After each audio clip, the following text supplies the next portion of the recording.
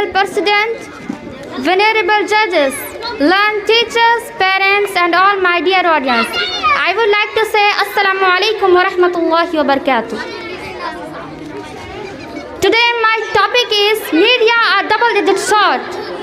The word media refers to any form of communication that delivers data, information and knowledge.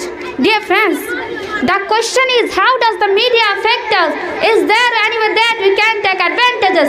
Does it change how we live? Does it change how we think? Well, it won't be long if we say that makes us more or keeps us updated and gives us an effective means to express ourselves according to Hadith. Ballagu anni wali ayah. Media gives us a tremendous opportunity to serve Islam. It enables us to reach to the entire world and spread to the true message of it. This powers us to explain more people about the beauty and ideas of Islam to the whole world. My friends, it is media is a double-edged sword. When used honestly, it can help on the kill enemy, but when used cunningly, it could help on the killing me, but when used causes to kill himself. My friends, we have to confess that the media has well an inevitable part of our society along with these hooks and fake news.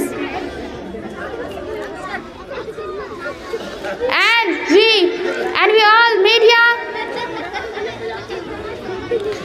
and because there are many cases occurred on the basis of misinformation and propaganda surrounding CAA.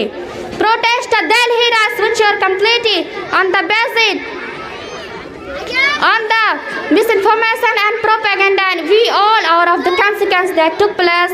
They are apart from this. The Palghar case false news.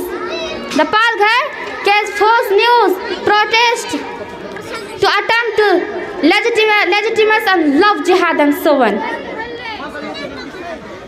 So my friends, it is compulsory to verify the negative and in fact information before sharing on